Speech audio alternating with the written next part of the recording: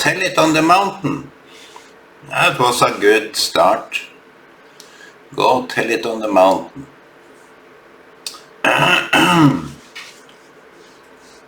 Maybe I can start this too.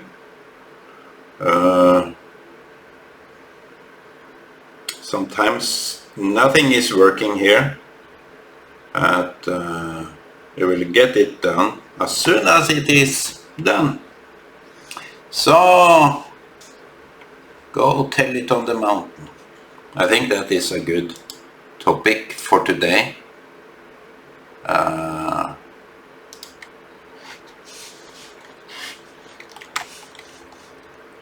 Go tell it on the. I think that is a good thing.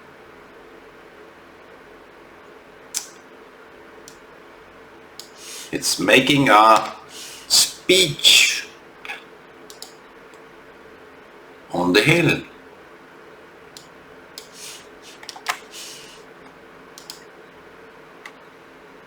I think this touches me a little bit because sometimes you have to reflect in silence, and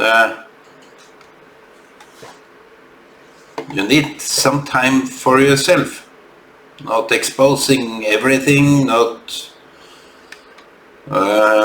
pursuing goals that doesn't exist. I think that is sometimes very important that you keep maybe to yourself a little bit, not saying everything. Not that I say everything, of course. I shouldn't do that. And I don't think I do that. But every so often you need to clean out the mess from your apartment. You need to dig deeper. Lift up some furniture. The sofa back here, I am thinking of switching it with a different sofa. I'm bored of it. It's even not good to sit in. For any guests that are coming here, I try to avoid them sitting there because it's not all that nice. I want a nice sofa. And it's bought on flea market, and I can give it for free. I can give it out.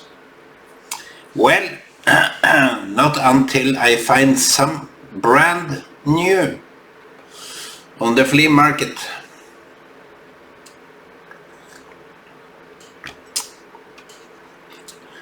Dig deeper. I lifted up my sofa and I totally cleansed it.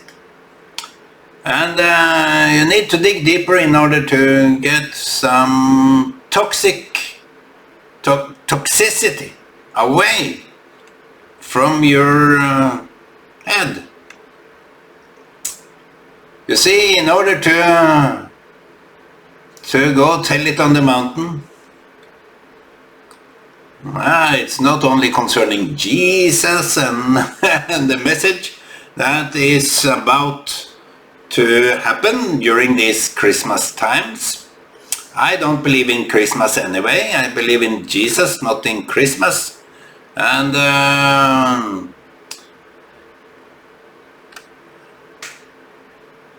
you see, there is something with people today that are not trusted.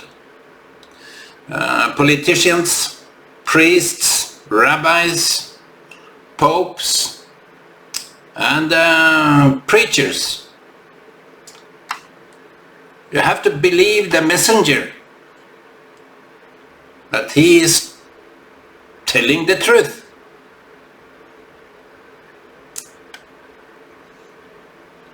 You need to believe the messages, not coming perverted with some agendas. Only need to be profoundly true and to be true to your own self and other people, that you don't expose some filth and dirt. I was arrested here the other day, and I think rightfully so, on something I was not totally aware of.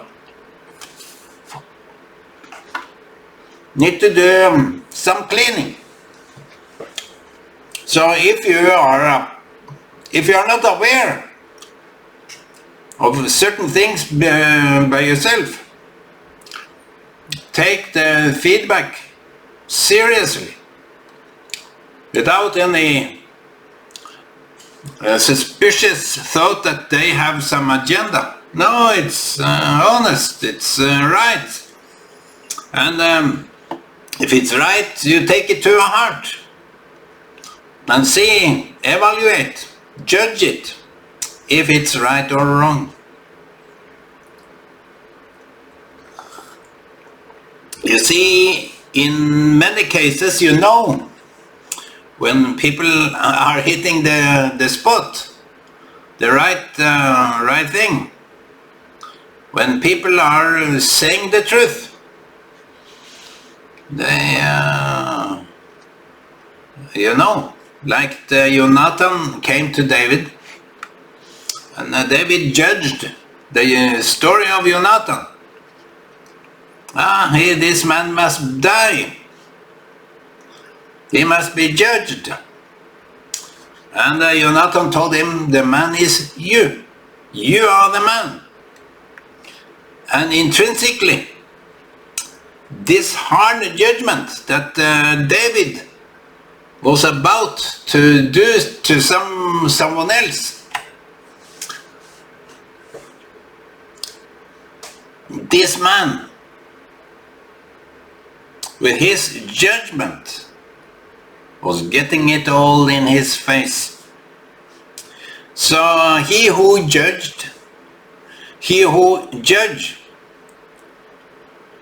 have to reflect that they will be judged themselves. And I judged people in previous years. I did that to a cruel extent, because I was high about myself, how right I was. In your youth, you tend to be right about yourself. You think you are right. You believe you are right. And you have all the arguments against any opposition to that. Any argument that disputes that you are right, come on, I will beat you down. Nothing to come here and oppose me. And that in of itself is hard. So,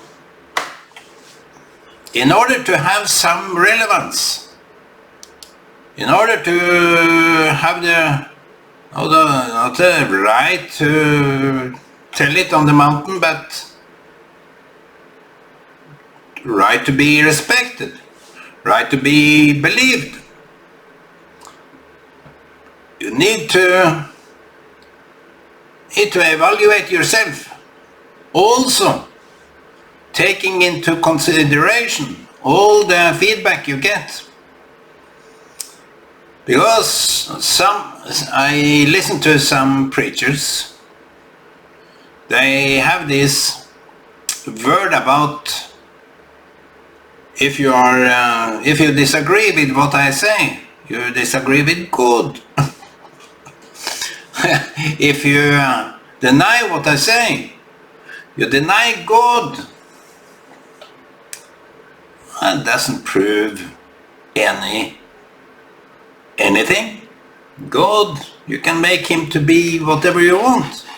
That is the failure of God. God did a mistake. Whatever you make God to be, it's your idea. And I think that is a trap. God is profoundly love, profoundly truth. And the truth goes everywhere. It goes out to you, and it goes into me. Truth is in of itself an entity that picks out any faults, any lies, any intention or agenda. The truth will set you free when you stick to it, because the freedom you get from the truth is the truth you can take to yourself. It's not me speaking to you, it's me speaking to myself. It's quite obvious that no one have ownership of truth, even though people seems to have that kind of ownership. They must have paid a lot of money in order to own that truth. That is their monopoly, and they are not heard. People that shout like that, they are not heard. And yesterday I was reminded about a guy that said something that followers are blind. They are blindly following people, believe in everything they say. Naive people, they are excused, I would say. But what they do, they don't take responsibility for.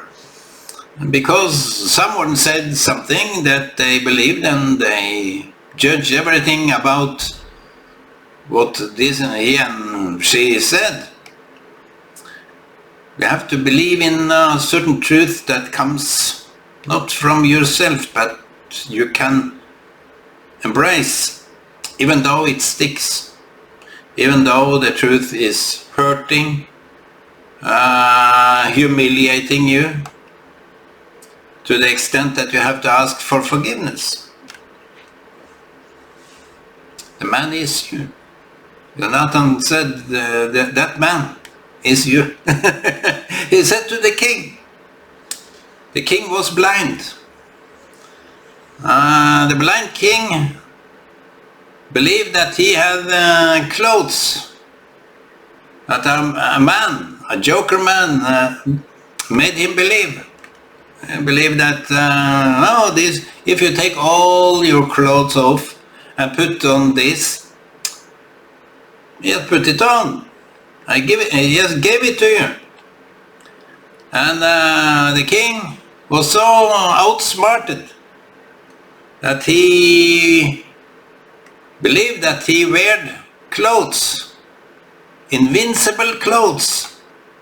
So everyone on the castle, everyone surrounding him kept quiet, because the king was so amazed of the clothes that he were wearing, because he was told, those clothes are so beautiful, so nice, no one will ever judge you like before. So the king, he went around with his pride, wandering around naked. That is how a man will portray himself when he is not judging himself in the right context, when he is not factual, honest about himself. He must be drinking. He must take a lot of drugs in order to come to this idea that he is perfect, he is right. No one. Even Trump said But not even me can reach up to Jesus, up to God. And that is a good statement from a proud guy. Yeah, this stamina. No one has seen before. Everyone hates him because of his stamina.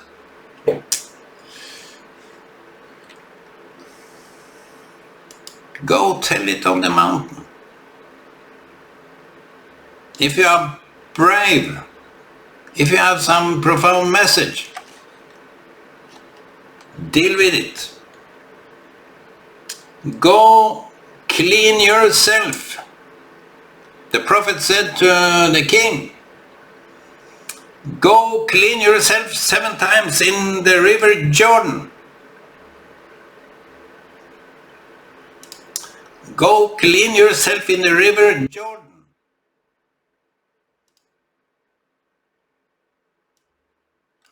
That's a statement from the books. Elisha sent that message to the king.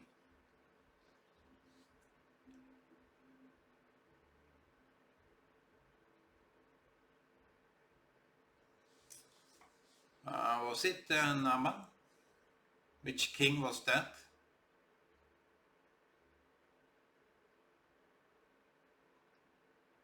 Naaman.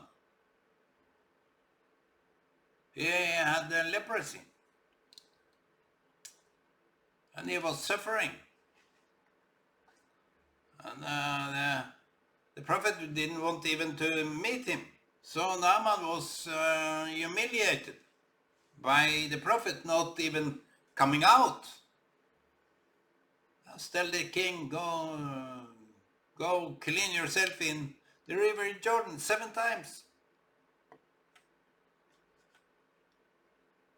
Of course, it is an intrinsic message,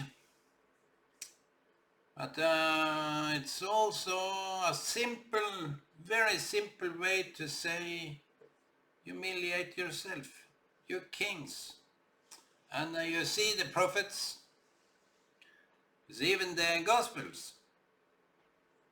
Jesus went around humiliating the Pharisee, the corrupted synagogue,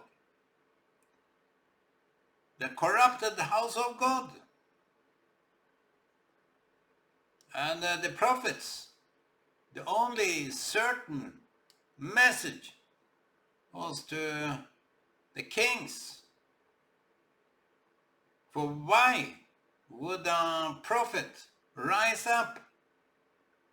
Why would a prophet rise up if there is nothing to say?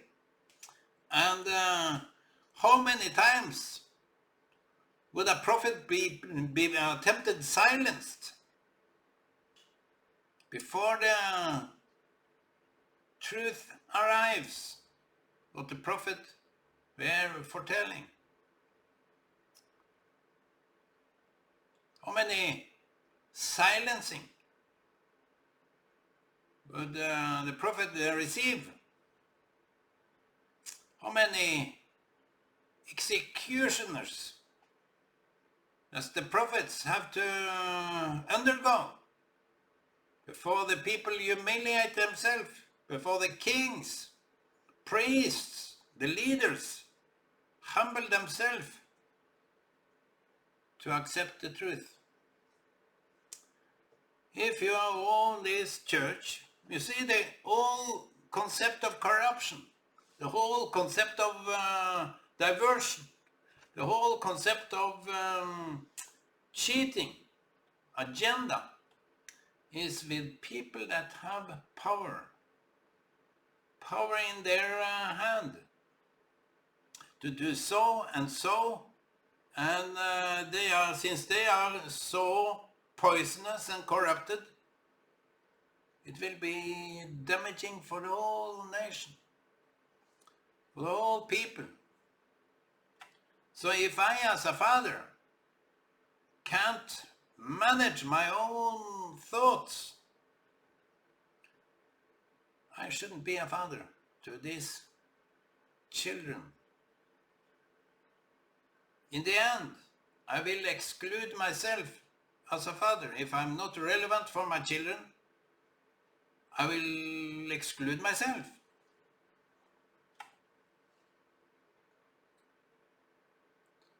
I'm for them and they are for me. At least I'm for them. And every so often we meet, have this nice talk. If I can't humble myself, if I can't admit, if I can't be honest, if I'm judging all the time when they are there, who am I to be relevant to?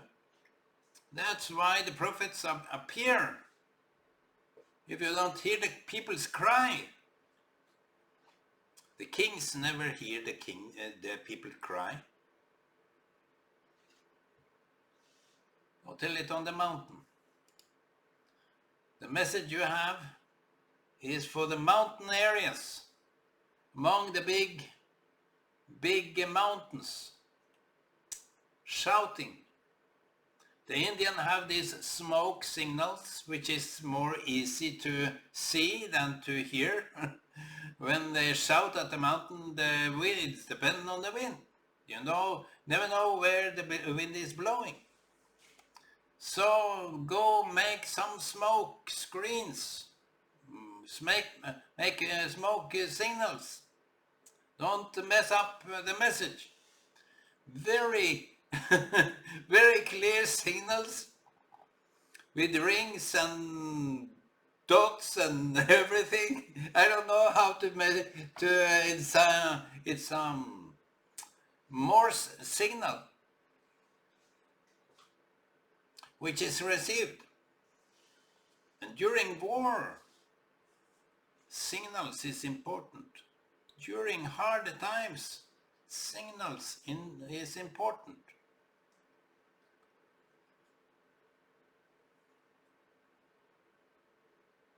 During your hard time, prayer is important. Ask for forgiveness is important. When you say to God, please forgive me, I did something to my brother, my children or something. Please God, forgive me. Does it help? Does God forgive you?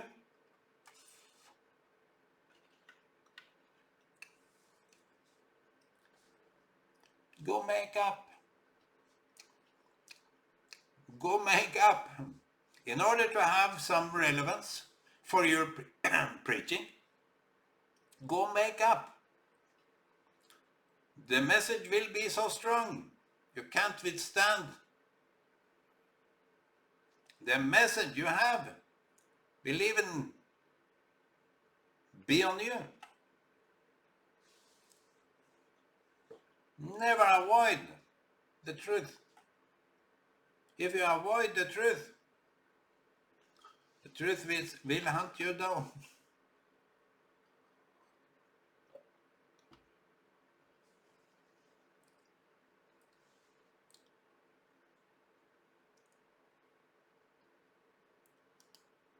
Go tell it on the mountain. Mahalia Jackson said something around that line. Go tell it on the mountain. Tell it to everyone. I think people can be humiliated to silence.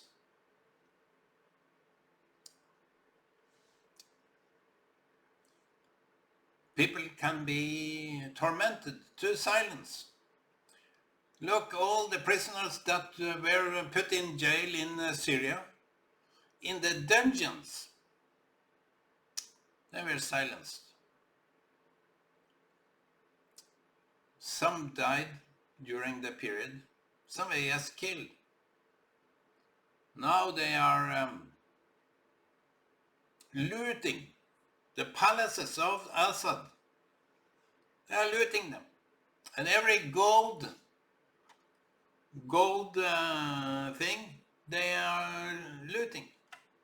They take it, rips it to pieces. Every glass, every door, every picture, everything is destroyed, is damaged. All what he cherished, all what he preyed on his people. He was a mass slaughterer.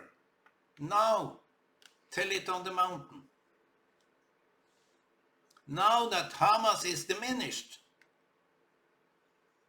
the truth from Gaza will be told on the roofs to every people on the palaces, in their television screen, in their radio, in their podcasts. Now, Hamas can't dictate what is coming from Gaza. You see, the journalists there have been so corrupted, telling the world, the UN, the false narrative of everything.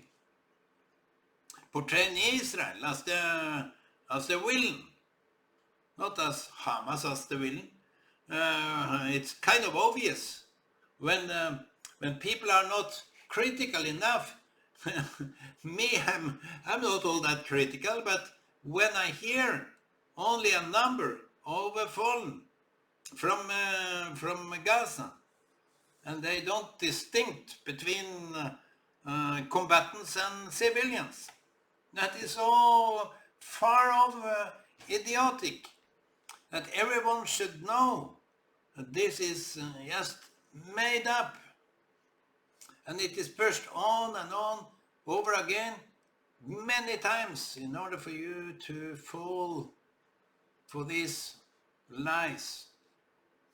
Are you the king with the invincible clothes? Don't you know that you are pushing a lie when you say something wrong? Be critical of what you are saying. Don't say lies. Be picky about what you are saying to other people. Wrong things is spread on the roofs today. Wrong things is told on the mountains. People, even relevant or not, honest or not, they can act as false prophet like me. They are not criticized. They can just push over and over again their false narratives, their false ideas, their own stupid and crooked and perverted worldview. So, my friends, clean up your mess.